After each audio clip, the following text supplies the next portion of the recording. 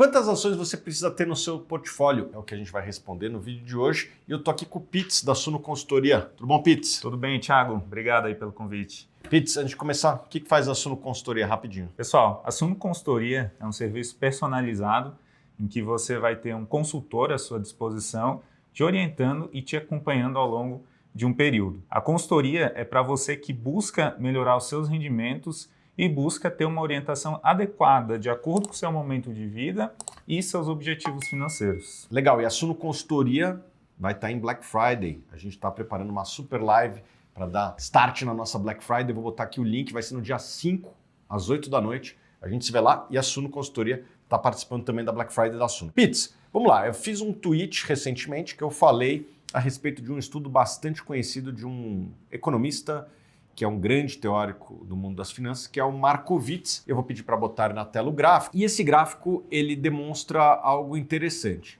Ele mostra que por volta da 20ª ação, não faz tanto sentido diversificar mais. Os benefícios da diversificação, eles não aumentam tanto a partir da 20ª ação. Quando você tem uma ação, você está muito concentrado. Quando você tem a segunda, você começa a diversificar. E a partir da 20ª ação, basicamente, você está exposto à volatilidade do mercado. Óbvio, se a bolsa cair 50%, como já aconteceu, por exemplo, na crise de 2008, todos os ativos caem. Não existe diversificação que salva o investidor de uma queda dessa. O portfólio do investidor vai cair. Mas elimina-se o chamado risco específico. O que é o risco específico? É aquele risco que só aquele papel tem ou só aquele segmento tem. Vou dar um exemplo aqui. Você investe em ações de uma companhia aérea. Se cai o avião dessa companhia aérea, provavelmente vai cair a ação daquela empresa, mas não necessariamente vai cair o mercado como um todo. Se você investe numa mineradora,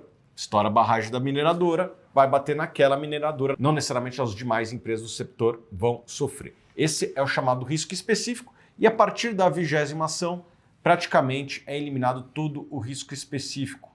Explica um pouquinho mais a respeito desse gráfico. Tiago, então quando a gente observa esse gráfico, o que você está vendo ali é que conforme a gente vai adicionando mais ativos, a volatilidade dessa carteira, que é medida pelo desvio padrão, no caso desse gráfico feito pelo Henry Markowitz, você reduz a volatilidade e chega em um determinado patamar que você adicionar mais ativos, essa perda de volatilidade deixa de ser tão elevada como é para os primeiros ativos. E aí, Thiago, tem que explicar para o investidor por que diversificar. Tem um conceito chamado correlação. Quando a gente observa dois ativos e como a cotação deles se comportam ao longo do tempo, é o que a gente chama de correlação. A gente tem que buscar, dentro de uma carteira bem diversificada, ter ativos descorrelacionados. Tem pares de ativos que vão ser mais, tem pares de ativos que vão ser menos. Por exemplo, se você pega dois ativos do mesmo setor, a descorrelação entre eles vai ser pequena. Então, o efeito da diversificação vai ser menor. Se você pega dois ativos de setores completamente diferentes, por exemplo, o setor de mineração e o setor de saúde, qual é a relação que eles vão ter entre eles? É muito pequena essa relação. Então, aqui é um exemplo de diversificação. Legal. Então, o ideal é que o investidor tenha por volta de 20 ativos, mas que não sejam do mesmo setor. E Pitts, vamos adicionar aqui. Hoje o investidor brasileiro ele consegue ter acesso ao mercado global. Ele não deve também se prender a uma única geografia. Você deu o exemplo da mineração e o setor de saúde, mas por que não ser uma mineradora brasileira e uma empresa de saúde americana? Melhor ainda, né? Daí temos clientes bem distintos, temos uma economia que gira em torno dessas empresas bem diferente. Uma mineradora brasileira vende sobretudo para o mercado siderúrgico, que é muito forte na China. Uma empresa de medicamentos, uma Pfizer, por exemplo, vende no mundo todo os mais diversos produtos e esses setores eles não têm uma correlação tão grande entre eles, tem uma sobreposição muito baixa de clientes dessas ambas empresas, para dizer zero. Então, é muito difícil que um evento que acontece na Vale impacte a Pfizer e vice-versa. O ideal é que o investidor busque ter estes 20 ativos, mas de setores diferentes e de geografias diferentes. É muito difícil existir uma crise que impacte todos os segmentos e todas as geografias simultaneamente, certo? Certo. Você muitas vezes vai ter o risco inerente àquele setor. E assim como você tem riscos específicos para cada setor, você tem riscos específicos para cada economia. Então a gente sempre fala da importância de ter exposição internacional na carteira. Por quê? Para você ter acesso a economias que não estejam relacionadas com a economia brasileira. Então, aqui a gente tem diferentes riscos. Em qualquer economia você vai ter diferentes riscos, mas principalmente riscos políticos, riscos econômicos, riscos regulatórios. Então, uma mudança regulatória que impacte toda a bolsa de algum determinado país. Então, esse é um tipo de risco que, se você só tem ativos daquele país, não tem para onde fugir. Então, se você tem essa diversificação internacional, você fica protegido desses riscos mais sistêmicos de uma determinada economia. Por isso, a importância de diversificar no exterior que a gente tanto comenta, né, Thiago? Exatamente. Alguém pode perguntar, mas Thiago, será que vale a pena eu diversificar? Ou pode fazer sentido eu ter uma concentração maior? O que você acha disso? Excelente pergunta. Varia muito com o perfil do investidor, né, Thiago? Então, a gente vê dentro da consultoria, por exemplo, investidores buscando concentrar um pouco mais e investidores também que se sentem mais confortáveis diversificando um pouco mais. Então, por exemplo, se você tolera uma volatilidade maior para sua carteira e você quer acompanhar mais de perto algumas ações em específico, pode fazer mais sentido você ter menos ativos. Então, dentro da consultoria, é comum ter alguns clientes que tenham, por exemplo, 8 ações brasileiras.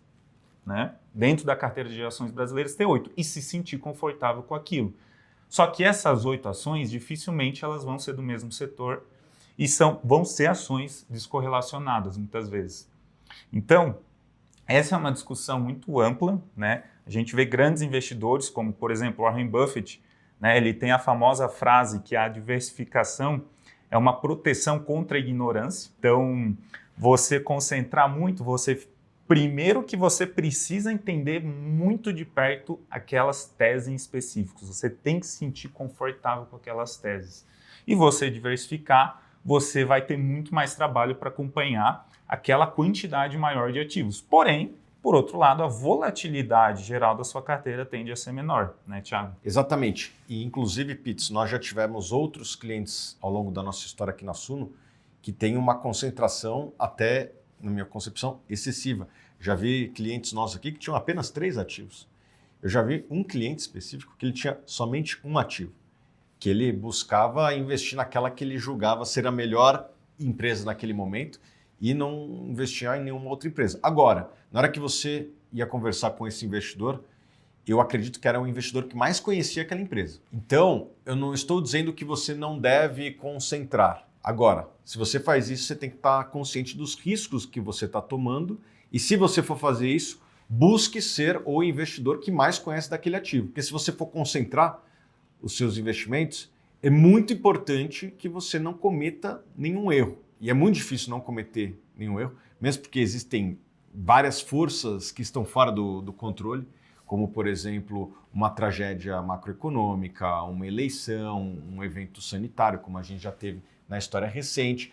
Esse tipo de coisa a gente não tem controle e é muito difícil mesmo os melhores investidores preverem. Por mais que você conheça muito de perto uma empresa, eu diria que é praticamente impossível ter a visão de todos esses eventos macroeconômicos possíveis. Uma guerra, por exemplo, que a gente está vivendo, infelizmente. Portanto, o que eu recomendo para o investidor médio, aquela pessoa que não tem tanto tempo para acompanhar tão de perto um único ativo, é que ela diversifique. Não precisa pulverizar, mas também não precisa concentrar. Esse número aí de 20 ações é o que a gente indica, por exemplo, lá na Suno Consultoria, certo? Certo, Thiago. Você até me fez me lembrar um caso bem específico. Lá em 2020, né, quando a gente teve a pandemia, não tinha muita opção para você estar fugindo, né? Então, mesmo quem tinha ações estrangeiras, quem tinha ações brasileiras, teve uma perda. Se tinha uma posição considerável em ações, em renda variável, acabou experimentando uma volatilidade ali bastante forte, né? Então, perdendo 30%, 40% do patrimônio em poucas semanas. Então, assim como para os ativos em específicos tem riscos que são difíceis de serem visualizados anteriormente, para o mercado global como um todo também é difícil. Então, por mais que você diversifique, tem riscos que vão ser inerentes, que não vai ter muito para onde você também fugir. Inclusive na renda fixa. A gente viu nesses eventos que você citou, as taxas de juros subindo, ou seja, os títulos públicos de longo prazo se desvalorizando no curto prazo. Então, quando acontece um evento destes que move a economia mundial, praticamente todos os ativos eles são impactados simultaneamente. Exato. Então, a diversificação entre as classes também, que a gente sempre comenta, né, de montar uma carteira muito bem balanceada, nesses eventos, né, mais excepcionais, mais atípicos, realmente todas as classes acabam sendo impactadas de diferentes formas, mas igualmente também de diferentes formas, mas também sendo muito impactadas, mostrando que nem sempre a diversificação é a melhor escolha, né? Me lembrei de um caso, Thiago, de um cliente da consultoria que ele chegou com mais de 75 fundos de ações e multimercado, sendo que cada fundo, né, só para lembrar, já possui uma cesta de ativos ali dentro. Então, dentro de um fundo de investimento, você já fica diversificado. Agora, imagina uma carteira com mais de 70 fundos de ações e multimercado. Então, é uma diversificação extremamente excessiva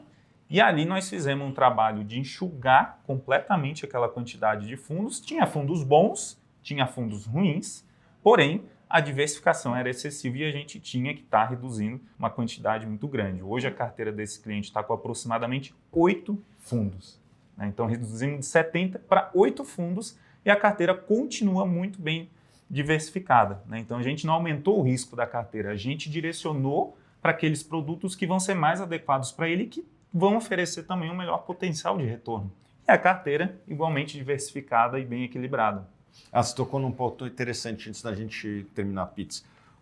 Um fundo, ele é um ativo na carteira. Você vai abrir lá o seu demonstrativo dos investimentos, você vai ver um ativo, que é o fundo que você investiu, às vezes um ETF, etc. Mas este ativo pode ter vários outros dentro. Né? Eu diria que, por exemplo, e isso vale também para fundos imobiliários. Existem fundos imobiliários com dezenas de propriedades dentro. Então, quando você compra um fundo, você não está comprando um ativo, você está comprando 50 ativos. Às vezes, você está mais diversificado comprando um fundo que tem dezenas de propriedades dentro do que 2 ou 3 fundos que só tem uma propriedade dentro de cada um. Então, a diversificação ela tem que ser analisada também sob a ótica do que está dentro daquela empresa. Por exemplo, quem tem uma ação da Berkshire Hathaway, na minha concepção, está mais diversificado do que quem tem 50% de ações da Vale e 50% de ações da Apple. Você fala, pô, Thiago, 2 ações não é mais do que uma? Sim, só que a Berkshire Hathaway tem dezenas de negócios, talvez centenas de negócios dentro dela. Então, é quase como se fosse um fundo de boas empresas na hora que você compra uma ação. Então, existem nuances além do que a gente tratou nesse vídeo, que você tem que ver o que está dentro de cada um desses ativos também. Mas, como via de regra, busque ter por volta de 20 ativos, tá bom? Pitts, muito obrigado e queria lembrá-los que a Suno Consultoria que o Pitts toca vai estar também na Black Friday da Suno, que é a época que você consegue condições ultra especiais, além de diversos bônus que a gente só faz nessa época do ano. E a live da Black Friday vai ser no dia 5, às 8 da noite. Repito, a Suno Consultoria vai estar lá também. Então, se você quer ter um atendimento personalizado com alguém que entende o seu perfil de risco, o seu momento de vida, suas ambições financeiras e monta uma carteira sob medida para você, não deixe de aproveitar a Suno Consultoria na Black Friday, tá bom? Vou botar o link na descrição. E lembrando que para participar da live tem que estar inscrito, tá bom? Então não deixe para depois, clique no link abaixo. Beijo grande.